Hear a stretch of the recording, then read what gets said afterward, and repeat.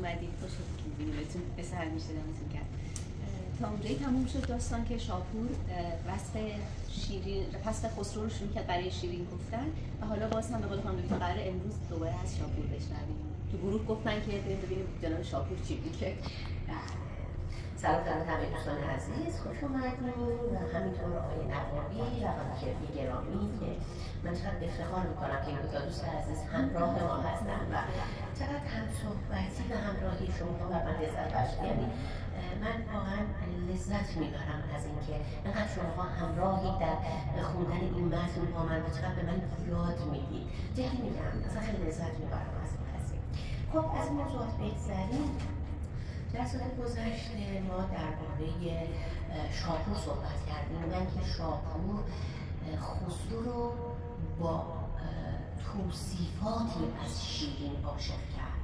یعنی درباره شیرین با کلامش با حرفش خسرو رو عاشق شیرین کرد، اما برعکس شیرین رو با تصویری از خسرو عاشق کرد. اونجا کلام بود، اینجا نباشت. و زمانی که خانم شیرین و آقای شاپور با هم دیگه هم صحبت شدن، شاپور این دفعه فراتر از اون نقاشی ها شروع کرد به توصیف خسرو. و خب میدونیم درباره هیکل خسرو، اندام او، ویژگی های او صحبت کرد تا رسید به اینجا. شجاعت و دلاوری رستم خسرو میگه که وقتی که زین اسب رو بر اون اسب سیاهش میگذاره انگار رستمه و وقتی که به میخاری میشینه انگار که کیقوباده. حالا درباره کیقوباد از آقای نوابی بشنویم. خواهش میکنم. همونجور که شما اشاره فرمودید کیقوباد پادشاه شاهنامه هستش که خیلی معروفه، در کوهستان هست. در یک مقطعی در شاهنامه ایرانی‌ها دچار یک گسستی میشن و پادشاهی به هم میریزه. از اونجایی که نوذر نمیتونه کشور رو اداره بکنه، زال چندین بار مجبور میشه پادشاهان رو عوض میکنه و خیلی در این کار دخالت میکنه. کما که این دخالت یک جای خودش رو نشون میده در داستان اسفندیار میگه شما دارید توی کار مملکت رستم میگه شما دارید توی کار مملکت دخالت میکنید، پادشاه‌ها رو جابجا میکنید. اتفاقا رستم رو میفرستن دنبال کیقوباد، میگن که این آدمیه که میتونه مملکتداری بکنه و ما پادشاه‌ها رو عوض میکنیم و میخوایم در مقابل افراسیاب بایستیم و توران تمام مدت داره حمله میکنه به سمت ایران و رستم میره کیقوباد رو میاره. اما خب کلمه قوباد و کلمه کی پیشبندیه که پادشاه سازه، مثل کی خسرو، کی کاووس.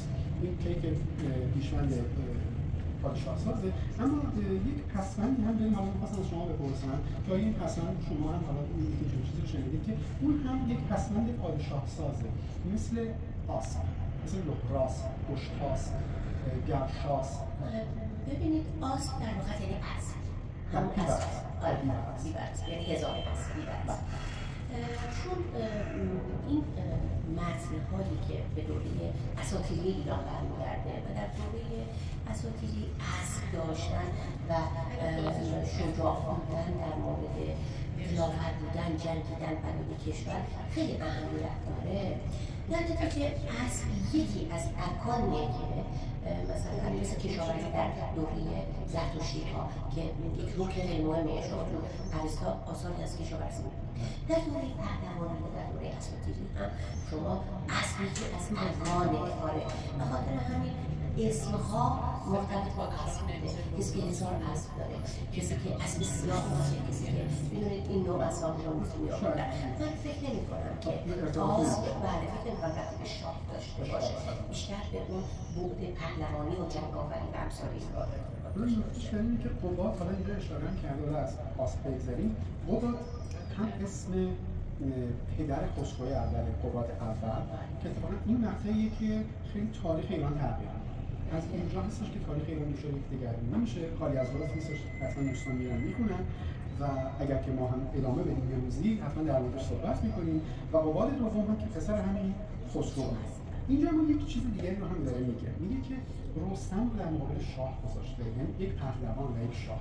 میگه هم این سوار بزرگیه، در این حال دست به می بردن یک هنر شاهانه بود که شاه بتونه می بنوشه و شراب بنوشه و اتفاقا هوشیار بمونه تو اون مجلس و خویشتن‌دار باشه. نمونه این رو ما در شاه اسماعیل یکم می‌بینیم. خیلی جالب. شاه اسماعیل یکم که صفویه رو آورد و خیلی آدم مهمیه. ایران بالاخره یک شکل جدی میگیره. از آن طور کلی مسیر ایران رو تغییر داد به سمت مذهب به سمت تشیع و اینها. خیلی جالب. این در سن کم تاجگذاری میکنه. فکر میکنم 13-14 ساله هستش. یه بچه 13-14 ساله صفویه رو دنیا میگذاره و با دوستان پدر اونها اطراف شاه رو گرفتن که شاه به حکومت برسه. این دیگه اینجوری نمیشه. شروع میکنه با اینها شراب نوشیدن. ولی من باید بتونم پای اینها شراب بنوشم و بتونم نشون بدم میتونم شاه باشم. اصلا نشانه شاه بودنش بود. حالا داره میگه که این هم در سن نوجوانی میتونه همین کار رو انجام بده. یعنی در واقع به دو بعد از خسرو اشاره میکنه، هم جنگاوری و رزم. بسیار عالی. شبی کو گنج بخشی را داد، کلاه گنج خاپور را برآورد. خب پادشاهان و بزرگان خیلی خوش آمدید. پادشاهان بزرگان یکی از ویژگی‌هاشون بخشش و دلیش بوده.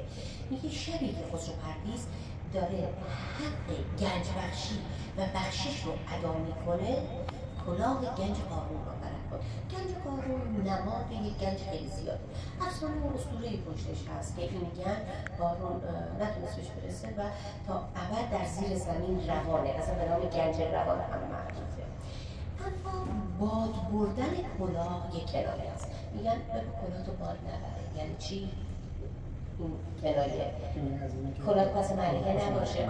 یعنی اینکه در مقابل این تو ناتوانی. میخواد بگه چنان خسرو بخشش داشت که گنج قارون در برابر اون کلاهش پس معنیه بود. هیچی نبود. گنج قارونی که نماد چیست؟ عظمت گنج و ثروت. سخنگویت دور از مرجان برآورد. خب مرجان اشاره کردیم منظور لبان قرمز خسروه و دور مروارید هاست. از سوی دیگه دور میتونه معنای حرفهای مهم و ارزشمند هم باشه. میگه وقتی صحبت میکنه انگار مروارید از دهانش میریزه. وقتی شمشیر میکشه جان شیر رو میگیره. و زمانی که در جنبت رکاب بردبارش، زمانی که سوار بر اسبش میشه و این رکاب رو گفته مجاز جز از کله، رکاب رو گفته کل اسب رو اراده کرده. وقتی که این اسبش که به عظمت و بزرگی یک قطبه، میدونید قطب معانی زیادی داره، 10-12 تا معنی داره. ما مثلا به جنوبگان و شمالگان میگیم قطب شمال، قطب جنوب.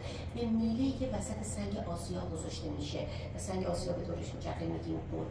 به پیران عرفان یک مرحله بالاشون میگیم قطب. به هر حال قطب یکی از مفاهیمی که درونش هست عظمت و بزرگی است.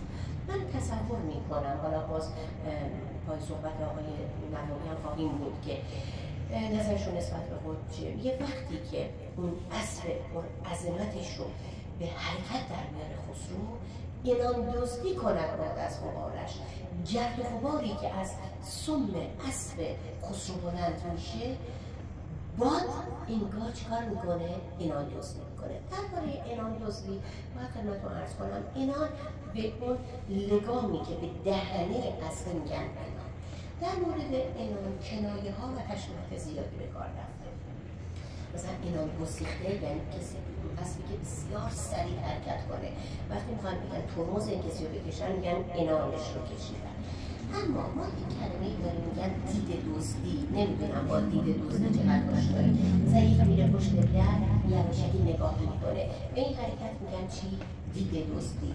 اینجا عنان دزدی هم شبیه اونه. یعنی که چی؟ باد به سرعت این گرد و غباری که از سم اسب خسرو بلند میشه نمیرسه.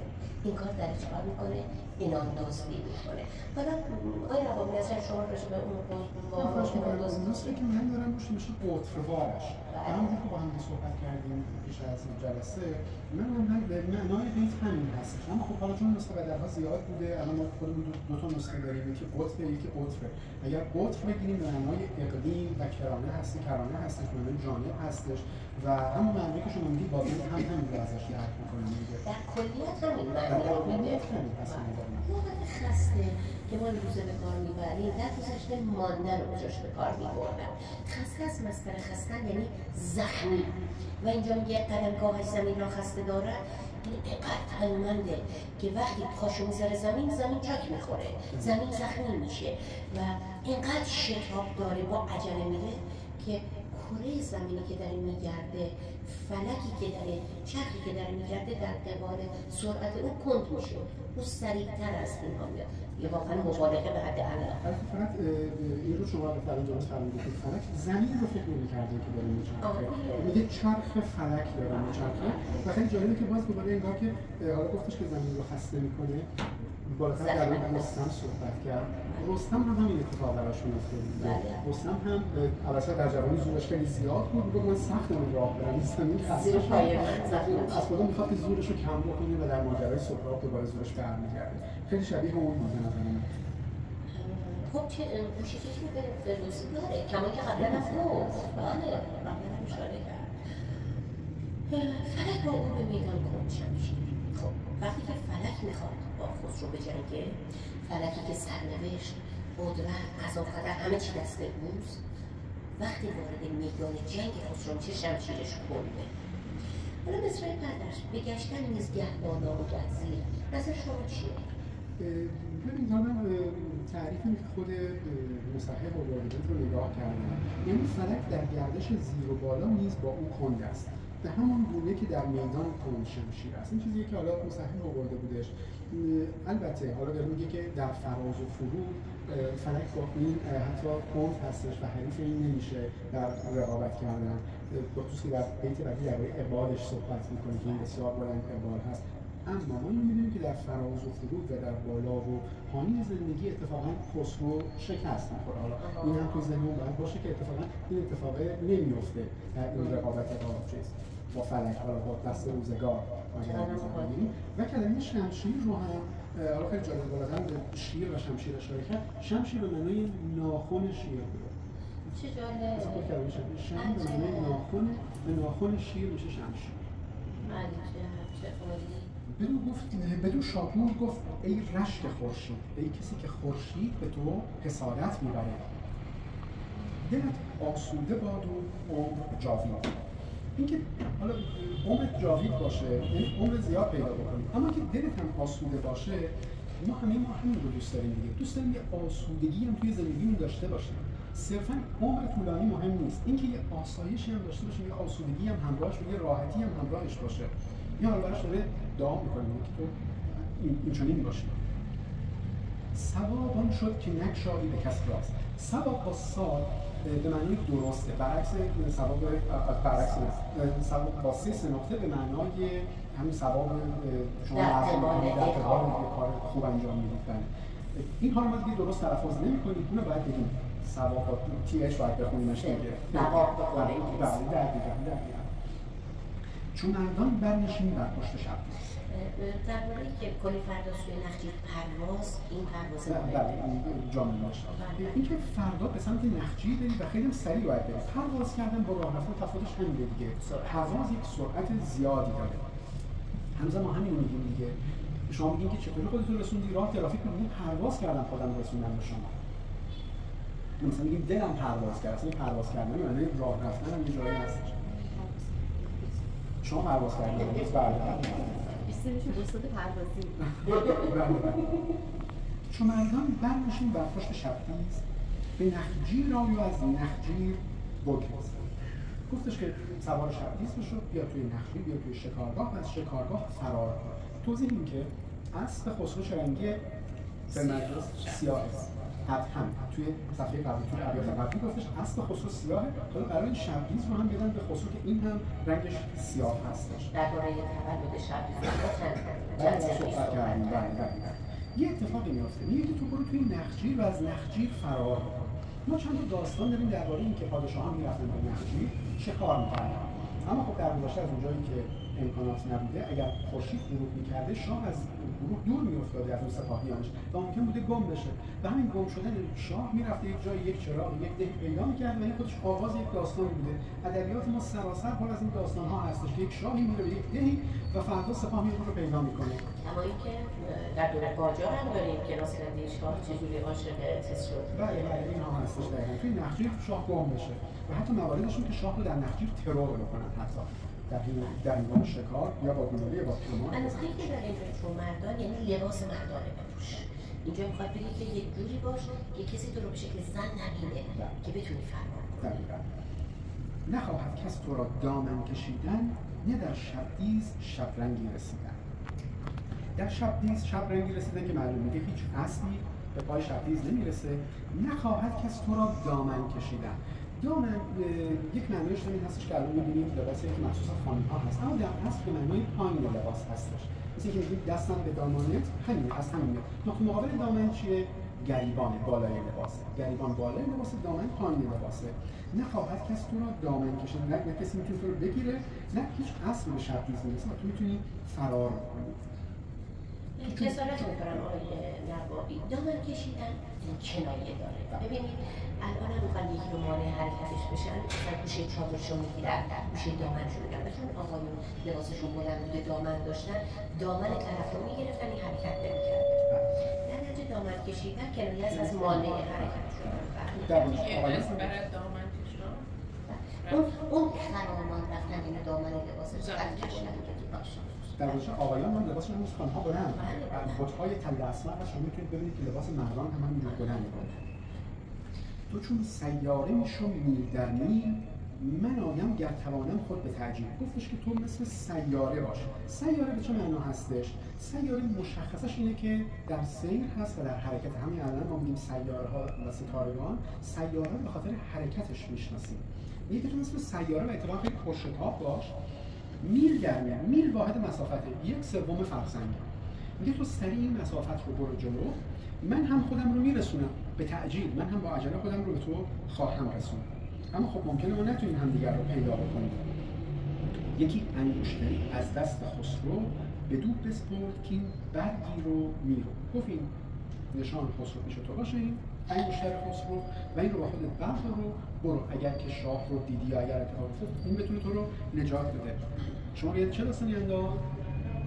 یک داستان غمگین، سهراب دقیقاً بازوبند سهراب. گفت اینو بگیر پین است به در یادگار، بگیر و ببین تا کی آید به کار. بعد موقع به کار آمد اینجا.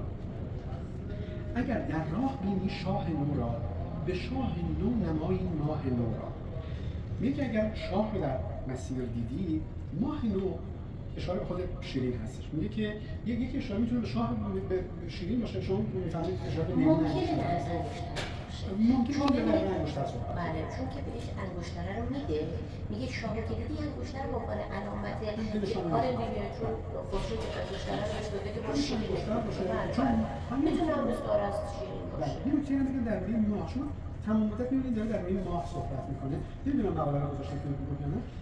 یک مقاله هست درباره اینکه چقدر نظامی درباره ماه صحبت کرده. تا خیلی جالب که چقدر درباره ماه صحبت کرده. باز نگاه میکنم و این نگذاشته بودم میذارم توی گروه.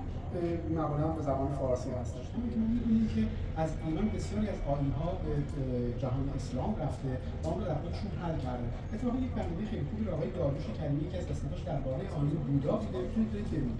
این به این معنی نیست که حتما از اینجا آمده ها. من این رو قطعیت ندادم بهش. اما ممکنه که این آیین از همونجا آمده باشه. به اصطلاح یه جور بینامتنیت، بودا در رفتار و آداب و رسوم. خاطر این هستش که استادی که این رو گفت اتفاقا آقای کریمی سوال خیلی خوب پرسید. گفت وقتی جای مقدس داره چهار میتونه بودا درش بگردید دیگه. الزامی نداره حتما از اونها گرفته باشه. اصلا تایید هم مسیح از مندایی و از هندی ها بسته تعمید گرفتن. مندایی ها هنوز دارن. خیلی این شباهت ها وجود داره. ما چون نخواهیم پرداخت به دوران سلطنت خسرو، در اونجا اگر که فرصتی بشه ولی روزنه‌ای رو باز کنیم مثلا با جهان اسلام، چون می‌دونیم که اسلام معاصر با خسرو، پیامبر احتمالاً همسن خسرو، یعنی بر اساس روایت هر دوشون در یک سال به دنیا آمدن. این دو نفر همسن هم هستن. چون ماجرای معروف در تاریخ یعقوبی چی هستش؟ که ایمان مدائن و کسرا ترک و امرازن را نامه هستش که خسرو میگن که به یک روایت خسرو نامه رو پاره کرد، به یک روایت دیگری خیلی اون سفیر رو گرامی داشت و بهش هدایایی داد، گفت برو به سمت سرزمین خود. هر دوی اینها در تاریخ یعقوبی آمده. جایی که تاریخ یعقوبی هر دوی این روایت رو نوشته. بله. من بعضی بخش‌ها که تاریخ خوندم بس اصلا کلا کتاب تاریخ قدیمی خیلی عالیه. تاریخ حقیقی، تاریخ طبری، تاریخ برهنگی و تاریخ یعقوبی. من یه بخش‌هایش خوندم مثلا لذت بردم کتاب فارسی. حالا این داره به خسرو به شیرین میگه که تو فرار کن برو پیش خسرو. فرصت داریم همچنان؟ یک روایت خیلی اتفاقی در افواه شبیه روایت‌های فولکلور درباره خسرو پرویز. ما می‌بینیم که خسرو خیلی حرمسرا داشته حالا اینجا که گفت گنج در گنج، گنج‌های بسیار داشته، 18 گنج رو برای او نام بردن که باز مقاله خیلی خوبی از آقای تورج دریایی در خصوص این قسمت از تاریخ ایران، آقای تورج دریایی و آقای خداداد رضاخانی واقعا متخصص هستن، میتونید مقالاتشون رو مطالعه کنید. اما اون قصه اینه که خسرو میخواد بره یک جایی، یک قلعه‌ای رو فتح بکنه، اما قلعه خیلی سرسخت و می‌جنگه، مبارزه می‌کنه و تسلیم نمیشه. یک روز خسرو که حالا با لشکرش ایستاده و داره نگاه میکنه، اون امیر اون کاخ دخترش میاد پشت پنجره و یک نگاه میکنه، یک دلمه سر عاشق خسرو میشه. گفت دل اگر رفت شما کاش دعایی بکنیم. دختری اینجوری نمیشه، پیک فرستاد، جاسوس فرستادن و بالاخره یه رابطه پنهانی بین دختر و خسرو شد و گفتش که من کلید شهر رو بهتون میدم به شرطی که تو اگر آمد شهر رو گرفتی من همسر تو باشم. و خسرو گفت باشه، بعد رو قبول کرد. آمدن ریختن شهر رو گرفتن، پادشاه رو کشتن، حاکم رو کشتن که پدر دختر باشه و دختر رو به عقد خودش تعریف کرد. شب عروس زمان به هجله رفت. ببین چقدر شبیه به این داستان میتونه باشه. توی هجله دختر رو موقعی نگاه که گفت چقدر تنتون لطیفه، چقدر دوست دارم سفید و قشنگه. گفت بله پدر من دستور داده بود از فلان جا مثلا جوی کشیدن، شیر می‌آوردن، شبیه داستان جبل فرهاد نزدیکه، خیلی به این داستان شبیه. گفت پدر من یک حمام شیر داشتم، میرفتم اونجا اینجوری استحمام می‌کردم، انقدر خدماتش هم داشتم، انقدر به من چیز داده، بها داده و انقدر من خدمات داشتم. فردا صبح میشه و خسرو فکر می‌کنه و میگه که این دختر این خیلی رسم که جایی که فتح می‌کردن مثلا برادر طرف می‌کشن با اون دختر ازدواج می‌کنن، روابط بین اون دو کشور قوام پیدا بکنه، خیلی زیاد ازدواج‌های سلطنتی میشه. میگه این دختر رو ببندید به دم اسب و در بیابون رها کنید. میگن چرا داخل عروس یک روزه یه دختری که به اون پدر با این همه محبت خیانت کرد با من چه کار می‌کنه؟ کلید کاخ من رو هم می‌دونه، یه کسی دیگه عاشق کسی دیگری میشه، من در این کار رو می‌بندم برای در حال داستان شیرین اما این شکلی نیست. به شما پیشنهاد میکنم که داستان رو خودتون بخونید. لذتش در اینه که داستان رو هر کسی خودش بره بخونه، ابیات نظامی از همه واجبتر خودشه، اینکه بریم خودش رو بخونیم. در جانب اون صحبت‌های ما هست، از خود کتاب هست. اگر عمری باقی بود ما در خدمت شما هست میخوام